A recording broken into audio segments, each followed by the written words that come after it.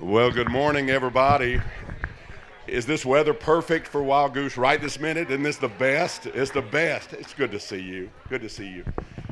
Well, welcome, everybody, to the Wild Goose. My name is Ray Waters. I am honored to be here. My wife and I have been coming to Wild Goose since 2017. And every year, it's the highlight of the year, and so we're glad to be here. It's my great pleasure to introduce our guest, Sarah McCammon. She's a distinguished journalist and national political correspondent for NPR. And when you interview somebody from NPR, it plays with your mind a lot. This morning, my wife was in the shower, and I found myself walking around talking in my smoothest, soothing-toned NPR voice, trying to sound intellectual and trying to sound curious. And anyway, I've been really excited about this, and I've been telling Sarah how excited I am. She's a big deal, and she's written a book that we're going to talk about today. Throughout her career, she's covered political campaigns, reproductive rights, the intersection of religion and politics, and she does so with thoroughness and with empathy, and she's one of my favorites. Her story is many of our stories. She was raised in a conservative evangelical household in Kansas City, Missouri, and her journey has deeply informed her work. This unique perspective is central to her latest work, The Ex-Evangelicals Loving, Living, and Leaving the White Evangelical Church, which explores the lives of those who have left the evangelical faith, and it illuminates the complexities of this transition. This is an important book, and I have been looking forward to spending time with the author. Please join me in giving a warm ex-evangelical welcome to Sarah McCammon. Please give it up, Sarah. So glad. Hey, let me do this too before we start. How many of you have already read the book, The Ex-Evangelicals? Isn't it wonderful? Just a few. All right. She's going to be signing a little later on today, so I hope you'll get you a copy. How many of you here were raised evangelical? Can I see your hands? Awesome. And one more question. How many love to listen to NPR? Is there? Yeah, these are your people, Sarah. These are your people. Hey, give us the backstory to what led to the writing of your book, please. That mic drop. I've got it caught under the stool here. There we go. I'm a professional mic handler, you can tell. Thank you, first of all, for that wonderful introduction, Ray. That was very kind, and I'm so glad to be here. Closer? Better? Okay. Thank you for that introduction, Ray, and I'm just really happy to be here, obviously among friends. So the impetus for writing the book was really me finding myself in kind of an unexpected and sort of uncomfortable intersection between my professional life as a journalist and my own personal history. So I was recruited to come and cover the 2016 campaign for NPR after having been a local member station reporter for many years. In 2015, so I was assigned to the 2016 campaign, assigned to the Republican primary. This was in the summer of 2015. It was right after Trump had gotten into the race. There was a huge field. Nobody knew what was going to happen. Everybody thought Donald Trump was going to, fall apart. His campaign was going to fall apart. I was assigned to sort of bounce around and cover a lot of different candidates, Republican candidates primarily. And, as the months went on, the white evangelical base of the Republican Party is always important, but it became so central to the story as the party really embraced Trump, as Trump began to be sort of rise, continued to stay at the top of the polls and move toward the nomination. And we were doing, most reporters were doing so many stories about white evangelicals and would they support someone like Donald Trump, given the history, the way the movement had reacted to Bill Clinton's moral failings. So I'm covering all of this as a journalist, and I'm also thinking about my own childhood. I was a teenager during the Clinton-Lewinsky scandal. I had grown up in a very conservative theologically and politically active family. And in many ways, I had, for a lot of reasons that I go into in the book, I had moved away from that kind of privately, quietly, and quite painfully, as some of you might understand. And so it'd been a good 10 years that I'd been out of evangelicalism when I found myself in this moment in my life. And suddenly I was thinking about evangelicalism all the time and thinking of, remembering my childhood, remembering those moments and really just kind of wondering what was going to happen. And so I can talk more about how I wrote the book, but really the book came out of that experience and a lot of the thinking I was doing about that experience and the questions I was getting from people about it, and a recognition that a lot of people were going through a time of soul searching as well. I was blown away because I come out of similar background, and my sons are about the same age as Sarah, and so when I would read her writing about her childhood, it was like I was reliving our experiences. It was quite captivating to me.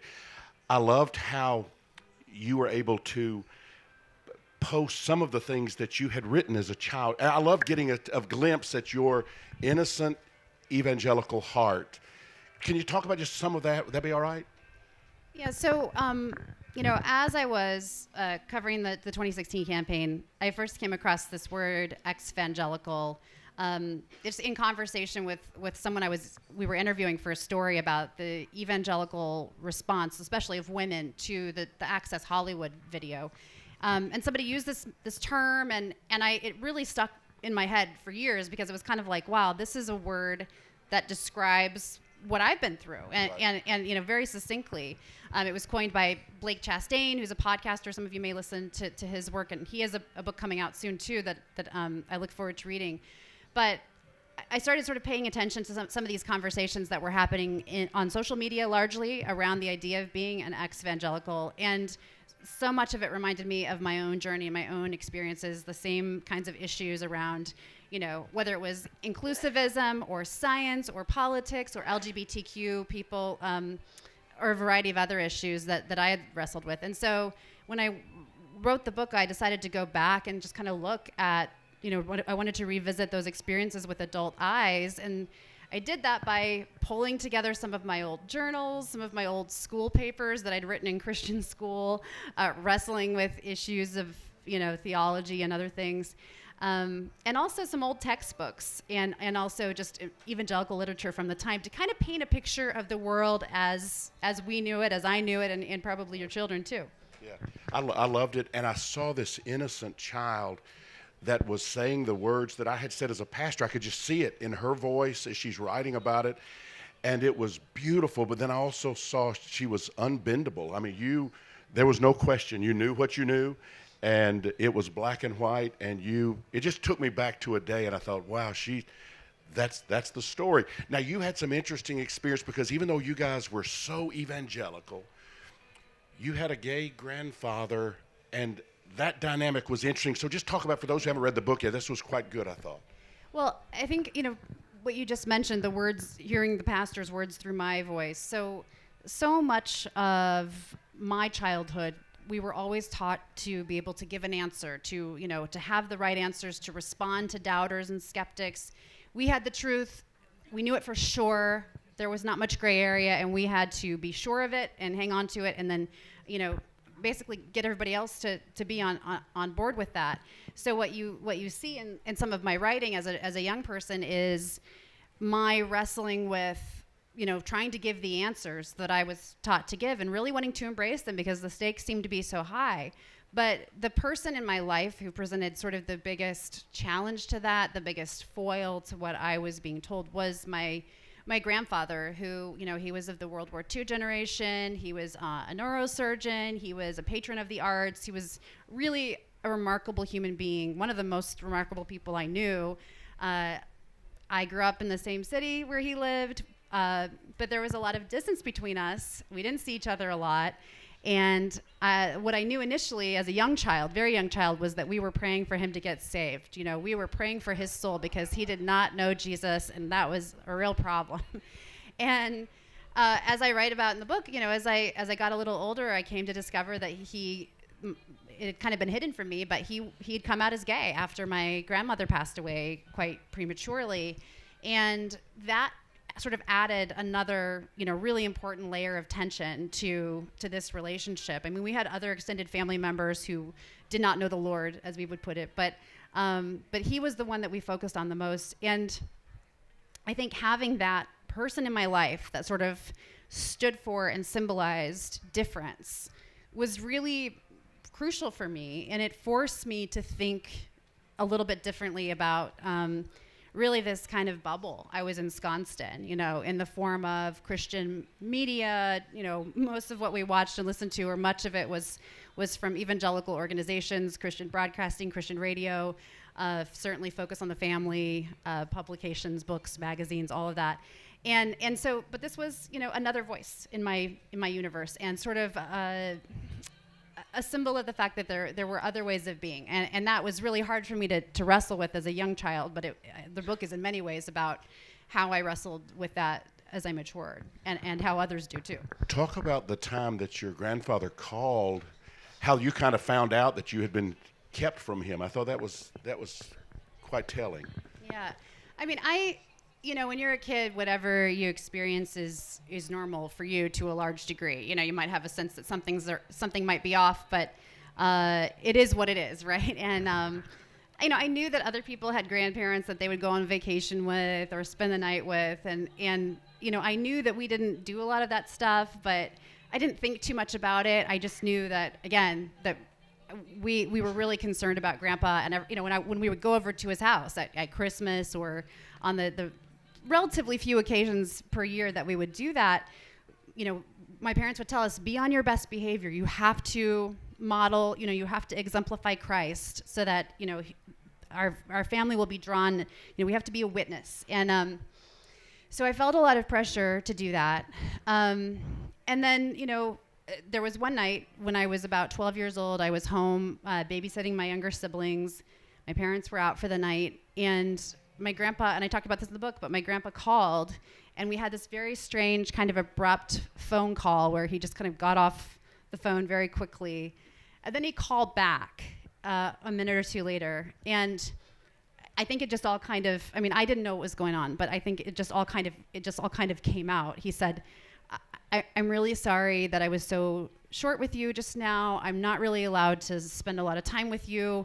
I can when you're older. There's a lot of things I can't tell you. And it was just this very strange and confusing conversation.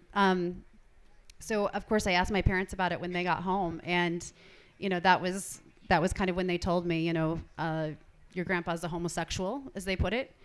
They said they didn't want my siblings and me to be exposed to that lifestyle. They didn't want to normalize it, because they were afraid it would affect us negatively. And so really, for the rest of my childhood, I had to keep that secret. I was not allowed to talk about it to my siblings. Of course, eventually everybody found out. And what I'm really happy to say is that my grandpa lived a very long life, and so we all had time to get to know him on the other side of childhood as adults. And he was, a really, really important person in my life. You write about your discussions with your mom, including a letter that you wrote to your mom. And I found that interesting, because I know you're coming out of this evangelical world, you're expanding, you're learning things, but the way you did it was just lovely. Can you read anything, maybe the letter that you wrote to your mom, or Sure. A little bit about that? Yeah. So, this is continued to be even into my adulthood, a challenge to navigate as a family. And I'm sure anybody here who has had tension in their family over religion or over sexuality will understand how painful that can be. And so this is a section about really an exchange that I had with my mother as a younger adult. Eventually, my support for my grandfather's lifestyle became an ongoing source of tension between my parents and me.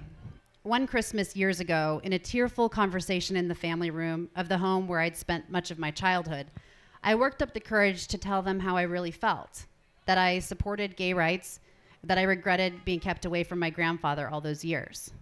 My mother told me I was condoning apostasy, a nice theological way of saying, you're probably going to hell. And the conversation devolved from there.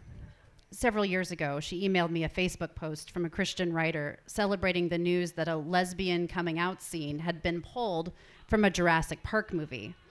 The post advised parents to protect their children from the homosexual lifestyle. After years of fraught and fruitless conversations, I often bite my tongue or ignore these kinds of messages, but this time I decided I couldn't let it go. I needed to say something. I composed a response trying to put into words that I hoped would resonate with her. Mom, I have to tell you, we are not on the same page about LGBT issues. I kind of assumed you realize that already, to be honest. I understand your theological position very well, and I've never wanted to offend you with mine. But after a lot of thought and prayer about this, I long ago came to a different set of convictions. I didn't do that because I wanted to hurt you, but because my conscience required it. I'm close to many gay and lesbian people, some of whom I believe are sincere Christians and who've been hurt by the church, but have held on to Jesus anyway. I love and admire them, and would just ask you to respect that we have different ideas here. I love you, and you're my mom, regardless of our difference. Sarah. She responded in part, yes, Sarah, I'm aware of our differences, and I want to agreeably disagree. I just think it would be good for you to read opinions that do not support your own, that challenge your rationale. Teachableness has never been your strong point.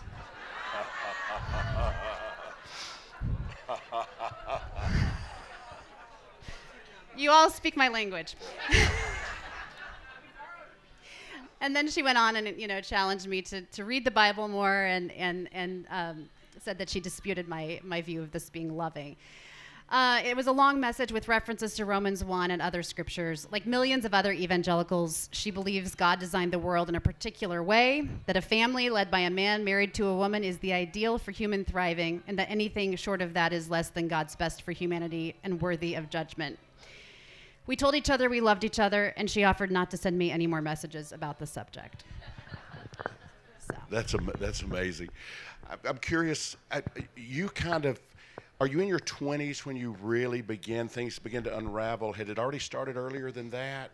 I mean, I love the metaphor of unraveling and pulling threads because I think, and it's not my metaphor at all, right. but I think it's a really good one because it is so often like little things happening bit by bit, and it can accelerate, it can sort of snowball, and that's another metaphor, but you know what I'm saying? And it can have multiple threads in tandem, and so in a lot of ways, I was wrestling with a lot of these things from a young age. I mean, I remember in high school during the same-sex marriage debate, being confused as to why it had to be a political issue. Thinking, not understanding or wondering why this was something that we had to sort of inject into a political fight.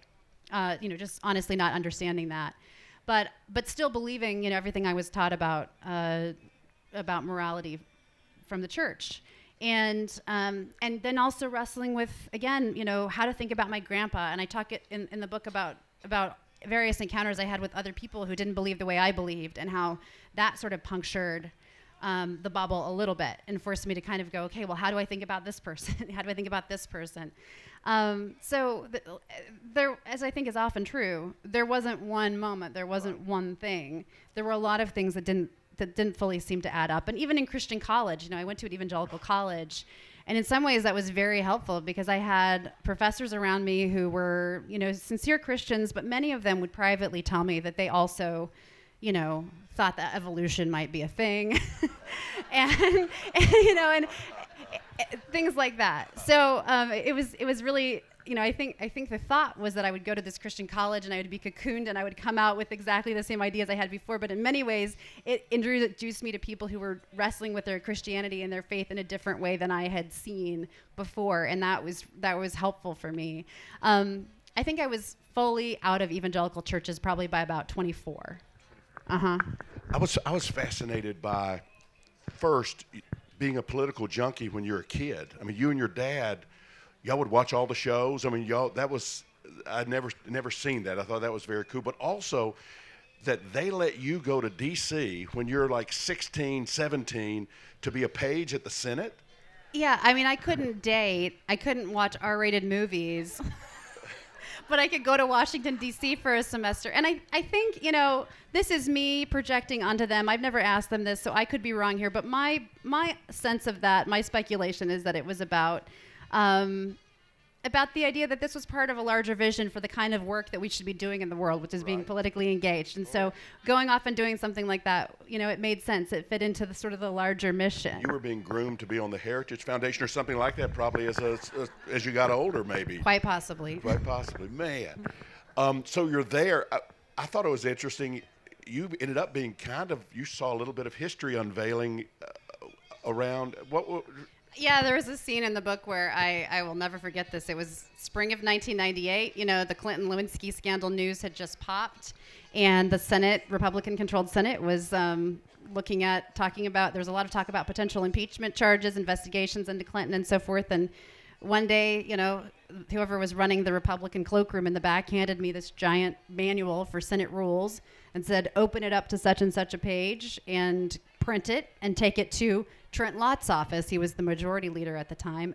I opened up the page and it's proceedings for impeachment. And I said, what is this? And he said, don't ask, just go. That's crazy. So I took it back, and there was a room full of some of the top Senate leaders around a table, clearly discussing impeachment rules. Goodness. Can you talk a little bit about It was very exciting. Very exciting. I can't imagine. She's 16 years old, just barely 17 when she's seeing these things. But it seemed like at every opportunity, your mind, your heart seemed to expand. It seemed to all just lead to that 24 years old saying, this is not what I'm supposed to be a part of. Yeah, but it was not easy. For so many reasons. There's a lot of fear, right? You're taught that getting, essentially, it's not put in these words, but essentially that getting your theology wrong is the worst thing that could possibly happen. Right. And, you're taught that there's one way of viewing the Bible and it's the only way, and, our church has it right. And if you, I went off to Oxford in college for one semester for a study abroad, and I was, for really kind of the first time there, aside from some of the professors I mentioned, exposed to the reality that, in the UK at that time, there was even evangelicals had, I think, a broader array of broader menu of options for how to talk about sexuality, how to talk about women in ministry, at least some of the evangelicals I was exposed to there, and even how to view scripture, and so I was just trying to make sense of all of this and trying to fit it all together and wanting to stay close to my community, wanting to stay close to my family, not wanting to hurt people, not wanting to lose friends, but also wanting to feel free to love, my gay grandpa. And not just love in name only, but really feel connected to him and his partner. And, I felt like the way I grew up, there were barriers to that once I just sort of stopped trying to change him or judge him or, have a fully constructed view of how the world is supposed to be, once I just sort of set that aside and said, I can just have a relationship with him and learn things from him. Oh my goodness, he had so much to teach me. I'd been taught sort of the other way around, but there was so much I was missing. And I think that for me, that was one of the biggest drivers, was wanting to just open my mind and allow my curiosity to take me wherever it took me without feeling like there was a predetermined destination I had to arrive at, or somehow God would be upset, or my parents, I know so many will relate to this as we have moved through deconstruction. Our families, it's been fraying at times. How about relationships in your original tribe? Kind of how's that worked out? Each relationship with each person is a little different. I tried to make sure as I was writing the book that everybody at least had a heads up that, I said I couldn't talk about my life and my childhood and my beliefs without talking about my family to some extent. I gave my parents the opportunity to have some input and give me some feedback. Those were some difficult discussions, I won't lie. Right. But I think things are pretty good now. I was in a serious, the book came out in March, but it was really done last year because, that anybody who's written a book knows that's how book publication works. So we had those tough conversations in the summer about a year ago. And then last September, my now 13-year-old son and I were involved in a serious car accident. We were hit by a drunk driver, head-on collision. He wound up in the hospital for a week, and I had surgery and have to have another one soon. But I mention this because, those are the times when you kind of put aside things that don't matter. Yeah. And I'm really grateful to say that, my whole family, everybody from my, pretty secular aunt to my very religious parents embraced us, rallied around us. I had one of the best visits with my parents I've ever had as an adult. And, it was a horrible experience and very scary, but I am in a way, it was a gift, you know. That is. That is. This is trite compared to that, but do they express, are they happy for the success of the book? Do they talk about the book at all? We don't talk about that too Don't much. talk about the book at all. But I love them. Right, and I know. I've tried to, and I hope that's clear in the book, and I say this in interviews, and it's not all bad. I mean, I talk about why I left, because but I talk about it and think about it because leaving was hard, because I love these people. Right. I love that. I love the compassion that you have, and I think all of us should have for people that are, maybe they have a different belief system, a different understanding, but you have enormous compassion. Some of us struggle with that sometimes, though, I think. Well, I'm glad I didn't write the book when I was 23. Right. I think I was at a different place then. Right. At 43, I've had a lot of time to reflect, to make some mistakes, to do some things that I wouldn't do the same way again, in a lot of ways. Some of the things I would do, there are places I would follow their advice that I didn't, and there are places where I wish I hadn't followed their advice. And so I've had some life and just some time to metabolize everything and some distance from it. Not to mention having, a new community, supportive friends and family and children and all of that. And so I'm just at a different place now. And I think that creates more space for that compassion. I think some of us have found that new community in places like Wild Goose. We maybe can't hang where we used to hang. We have great love and compassion for those people that we used to hang with, but this became our new tribe, and that's been a great thing. Hey, were you in the group in the press area when you were first kind of called out for you guys all being liars? Were you at that deal when a certain politician was talking about that? Do you know that experience? Yes, and I talk in the book about this. I mean, so it became a feature of just about every rally, Trump rally, in 2016, and even to a large extent today. I just went to my first one in a few years, and they haven't changed too much. But attacks on the press are just kind of part of the greatest hits, as I call them. And I always want to sort of balance that by saying the reality is many politicians across the board, criticize press coverage. Oh, sure. There were lines in Ted Cruz's stump speech attacking the press in 2016, and Bernie Sanders was pretty open about not liking his press coverage, but the way Trump did it was, I think, it was different. It took it to a different level, and sometimes the crowds, those crowds would get pretty riled up, and it could be a little bit frightening to be, one of a few dozen people in a small pen surrounded by tens of thousands. And I think also one of the most interesting things, and I think this just speaks to the larger sort of reality of group psychology, is that I would talk to individual people at these events, and most of them would be very cordial and polite to me. Of course, I walk in and I'm a white woman, I blend in, Right. but they would be very polite to me, and often, a few people didn't like reporters, but by and large it was fine. And then there's something about, a strong leader standing up and sort of pointing and jeering and whipping up a crowd, that there's a different kind of fervor, and I think we see that sometimes with religious leaders. We can see it with authoritarian leaders. It's not, Trump's not the first person to do this, but I thought about that a lot, just how different the group psychology could be compared to, the way that individuals would respond. And I think, it's something we have to think about too in an era when we do so much online, where we don't look people in the eye, we don't talk to people, that whether it's a digital crowd or a physical crowd, sometimes it brings out the worst in us. Wow. She'll be leaving Wild Goose and going to the Republican National Convention. That's be the next stop for her, and you'll be right in the middle, and we'll be listening, and thank you for all the work that you do. It's really, really important, all the work that you do. And then the DNC next month. And the DNC next month. Looking back on your journey and the things you've been writing about, profound lessons that jump out that you say, I've learned, starting where I started, these are some big lessons that I hope I can just carry my life focusing on. Well, I think I'm still learning. Right. I hope I'm still learning. I think it is a journey. I think about it much more. This is obviously almost a trite metaphor, but I think the metaphor of the journey rather than the destination is a good one. Right. I mean, life takes us sometimes in unexpected directions and places, and for me, I've always felt that honesty and authenticity was important, and pretending to believe something I don't believe, or signing on to a set of ideas because people around me think it's important it's not going to work for me. I don't think it's what God asks us to do.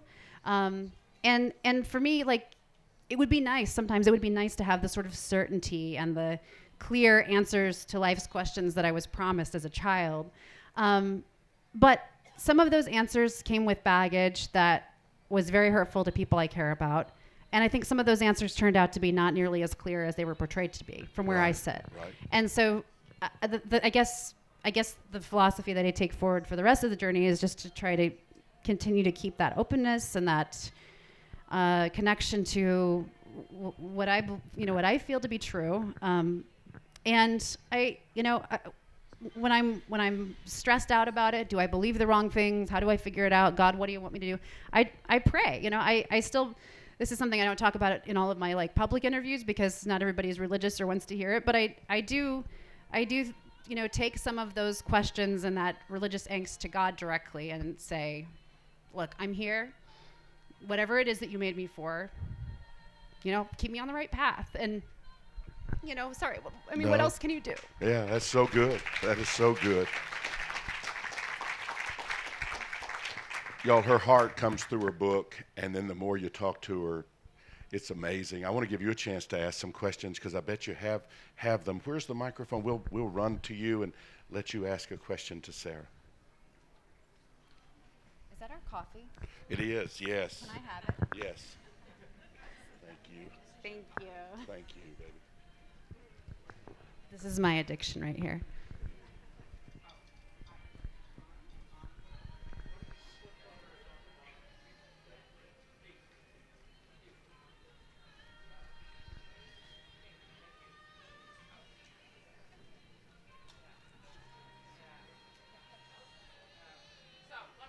If you want to project, I'll Yeah. do a repeat.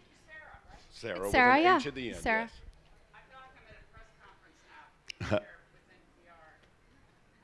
But anyway. Usually I'm on the other side of this, so this part is weird, but it's fine. Oh, here we go. In this arc that you're on, and I realize it's always hard to talk to an arc that's going that way, and we're moving on it. Do you see yourself in a few years writing another book about being an organized religion, but in a different form? And how might that look for you if that is potentially on your arc? Yeah, I would love to write another book. It's as a journalist, you're always a lot of what you do is so quick. Talk to 3 or 4 or 5 people and turn around a story that day or the next day or the next week even. And I love that, but writing a book is very satisfying because you get to spend a lot of time with ideas and people. And I would like to write another one, and I do think I do have some ideas for something kind of along those lines. One thing I talk about at the end of the book is I'm remarried in an interfaith marriage, and that's been sort of a new chapter of my journey. And my husband's Jewish. I have not converted to Judaism, but I learn a lot from seeing another perspective and from being with a person who has a different history, and that's been really meaningful for me. So that's something I think about a lot. I don't know where it goes, but I think it fits into this larger idea that I talk about a lot in the book of just trying to understand and connect with and love people. We have so many different stories and backgrounds and journeys, and trying to find a way to connect with one another in the midst of those. Yes. I sort of get at how the right has made done okay with Donald Trump. God uses flawed people. I get that. We're all flawed. How have they made such that the big lie that the election was stolen when Bill Barr and all these, Rusty Bowers, the guy in Georgia, all Republicans have said there's no theft. How have they made so much okay with that? I mean, this is where maybe you need a psychologist to answer the question. I'm a journalist. You're right. Many many Republican elected officials have affirmed the legitimacy of the 2020 election. And yet there's a powerful narrative out there among some in the right that will not believe that. And I could only speculate about how that works psychologically. I mean, I think one thing that I've observed to be true, and this is maybe just me, Sarah, not me, the journalist, but I think humans are really susceptible to groupthink, and I don't think it's just people on the right. I mean, I think we see a lot of problems with misinformation there currently, but I think it's a human tendency, and it's something that I think it's important to be self-reflective about. And I think, one of the things I do talk about in the book is some of the research from Public Religion Research Institute and researchers like Ruth Brownstein at University of Connecticut that seem to show a correlation between sort of very rigid religious beliefs and susceptibility to misinformation and conspiracy theorist thinking. And I think, generally, the more rigid one's belief system is and the less susceptible to new input and into ideas that counter the narrative that you've bought into, I think the more difficult it can be to take in that new information. I mean, I kind of know how that feels, right? Like I think it probably feels something like when I was a kid and seeing,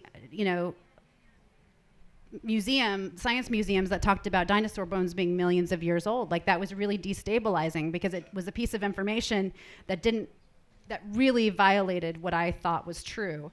And it can be frightening and you get, I think we all, ideas aren't just ideas. Ideas exist within a universe of people and connections and relationships. And so I think it must have something to do with that, but I'm speculating here. That's very good. Thank you. Very good. Over here.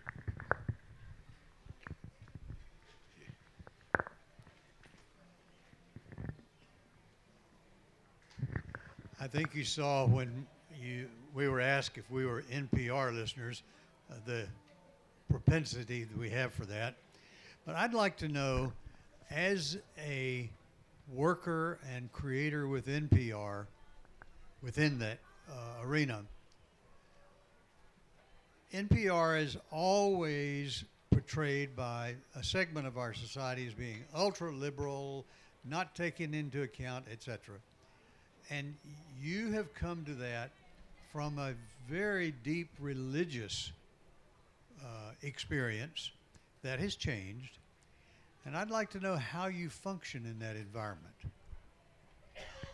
Well, I think I was drawn to journalism, first of all, because I craved a space where I could explore ideas freely, and I had a sense that some of the things I was being told weren't true.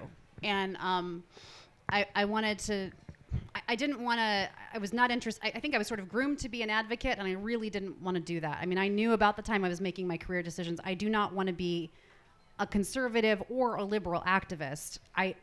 The idea of spending my life, and I think that advocates and people who do justice work or do work about things they're passionate about are important, and I'm glad they exist, but it wasn't what I felt called to. I was so uncomfortable with the pressure. And remember, I'd grown up being told I had to make my grandpa believe and live and think just like us. And the pressure to sort of convey my ideas and inject them into the rest of the world was just something I didn't want. I was like almost allergic to that.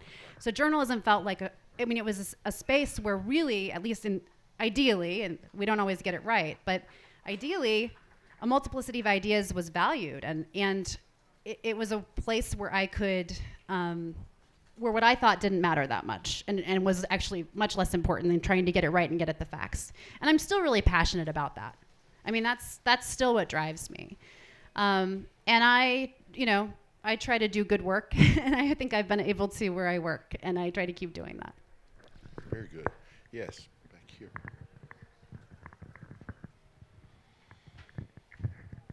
Hi, I ask this question of any media, and especially newspaper, but also the media that you are also. I'm a minister of a church in the Northeast, and we just struggle with the decline of mainline Protestantism. It's our reality. We just close churches left and right every year.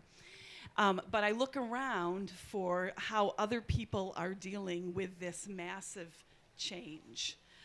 And I think I often say newspapers and local churches are very similar, local churches and local newspapers. But I think that media is changing. You know, you guys have had so much change because of the internet and everything. What lessons are you learning or seeing that we in the church, as a different organization, type of organization, but yet we're still struggling with the same kind of massive change? What are you guys seeing and learning that could help us in local churches? I think the common thread is like the erosion of institutions that foster community and connection. It's something that concerns me a lot, obviously as a journalist, as a mother of teenagers, where are people going to be able to go to find truth, meaning, all the things. The newspapers and churches have very different functions, but I do see the common thread. There are a lot of reasons for those changes. Some of them are economic, some of them are technology, and others I'm probably not even thinking about. I don't know that I have the solution. I think that local media that has managed to be like a critical resource, like a hub for connection, and I know some of our public radio stations have done a really good job of, having events, inviting people to come in and listen to a speaker or, connect in some way.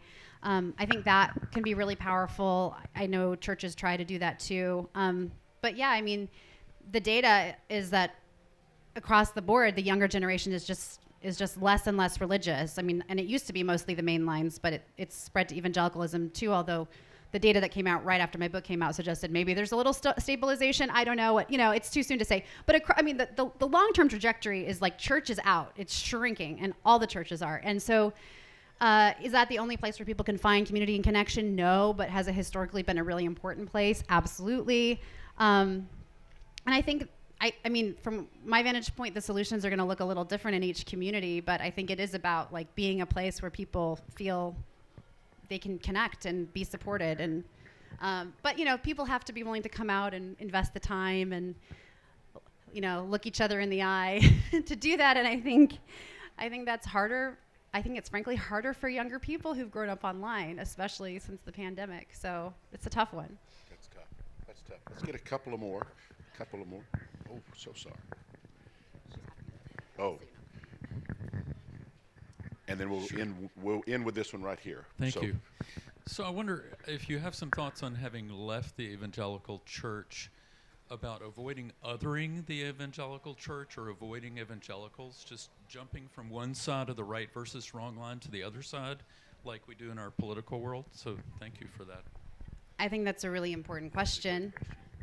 It's part of why I try to talk in a textured way about my experience, because again, it's not all bad. There are a lot of things I really value. And, if leaving wasn't painful, I wouldn't have written like I said earlier, I wouldn't have written a book about it. I wouldn't have thought so hard about it, and the fact that it is painful tells you that there's a grief and there are things that you lose. And so I think it's important to keep that in perspective. I think for some people, though, it's not painful. It's being in is so painful that they just have to go. And I know I've heard feedback from some people who read it and are like, I wish you were angrier because there's so much to be angry at. And that's a perspective and that's an experience. It's not my perspective and experience, but it's one I fully acknowledge exists and I understand that it does to a large degree. But I hope too that some of these conversations will help with that. I think that there is, evangelicalism. I always try to start almost every interview with sort of secular interview by saying it's a huge umbrella term. It means a lot of different things to different people, and not everybody is the same, and there is a spectrum of belief, and that's something I think too that journalists could do a better job talking about, because it's not one thing. But language and labels exist for a reason, and they're useful, and but no, it's a great question. I think it's important to try to keep that nuanced perspective and not view people. I think the last thing I'll say about that is, you catch more flies with honey, right? And being angry and just sort of joining the other team and labeling the team you came from as the enemy is probably not very helpful. That's good. We want to ask this one right here. Thank you for your excellent work, your excellent reporting, and your personal honesty. I really appreciate that. So my question is about your personal experiences at Trump rallies. there is a lot of discussion about, what happens either way, regardless, after the election. Are you fearful at all about violence, just like because you've been in the personal space? I mean, I always worry about political violence when things get heated, and we try to take precautions as reporters around that. I think a lot of my colleagues who cover, for example, wars are taking a lot more risk than I am. So, what's that? Should you worry? I mean, I think we should all worry about the health of our democracy. And I can't predict what happens next, but I think, as Americans, hopefully of all stripes, and our democracy is a pretty special thing, but also a fragile thing. So, but I can't tell you exactly what to anticipate. Y'all, this has been it's been the highlight of my year. Sarah McCammon. Make sure you get her book and meet her over at the bookstore. She'll be there next, all right? Sarah, thank you. Thank you so much. Thank you.